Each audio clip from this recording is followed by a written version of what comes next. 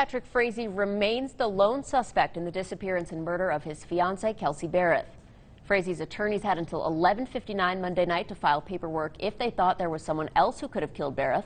Well, that deadline has now come and gone with no new suspects. Barrett was last seen on Thanksgiving Day and her remains have never been found. However, police do not believe that she is still alive.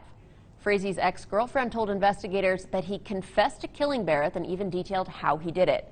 His murder trial is set to begin in October. In other news across our state, presidential candidate Beto O'Rourke is set to make a stop here in Colorado. He's holding a town hall in Aurora this Thursday that will focus on discussions with community members about the impact of gun violence. O'Rourke has repeatedly called for immediate action on gun control, with one of his proposed plans being a mandatory assault weapon buyback program. He'll be introduced by Colorado State Representative Tom Sullivan, who lost his son in the 2012 Aurora theater shooting. Less than 2 years ago, a woman from Colorado was diagnosed with an aggressive form of breast cancer. By March of this year, she beat cancer, and Tuesday, she beat a world record. Here's a look at 37-year-old Sarah Thomas on the cusp of her epic swim, taken to the water Saturday at midnight. 54 hours later, she became the first person to swim the English Channel 4 times without stopping. No one has ever completed a fourth leg. When she was done, she said she was stunned and numb and obviously exhausted. But the toughest part of all this was actually the salt water, which Thomas said really bothered her throat, mouth, and tongue. Still, she persevered and praised the people who supported her. For Thomas, this swim was a way to cope with her cancer treatment, and for that reason, she dedicated it to survivors, saying, quote, "This is for those of you just starting your cancer journey, for those of you who are thriving with cancer kicked firmly into the past, and for everyone in between."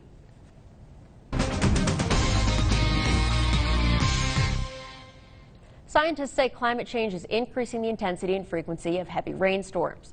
Meanwhile, coastal cities are doing their best to prepare for the threat of severe flooding from storms and potentially large rises in sea level.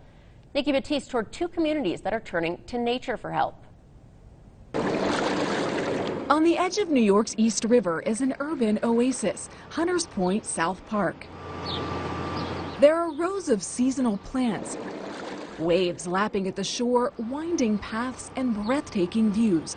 But look closer. We use materials that are rugged and plant material that is salt tolerant. Tom Balsley designed this park. He says the landscape, while beautiful, also shields the community from superstorms. If the water rises and comes in here, this synthetic turf actually soaks it up? Yes, it's absorbent. In a big heavy storm, we almost have 500,000 gallons of water being held here, detained, until the tide or the storm leaves, and then it goes right back to the river. Flower beds disguise a ditch and filtration system that capture and slowly release water back into the river. An outer wall protects marshes that fill and empty with the tide, but can be fully submerged in a storm. You said that you design these projects to bend so they don't break.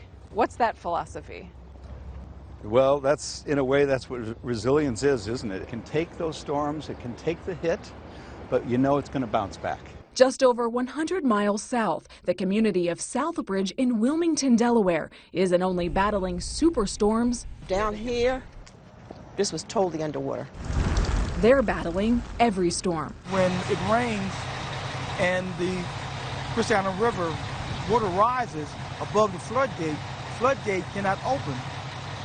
So the water just backs up into the community.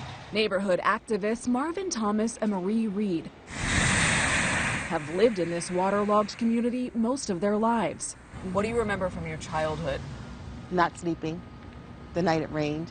My father would say, all hands on deck, because that means everybody's going to the basement ready to take buckets and get the flooding water out of the basement.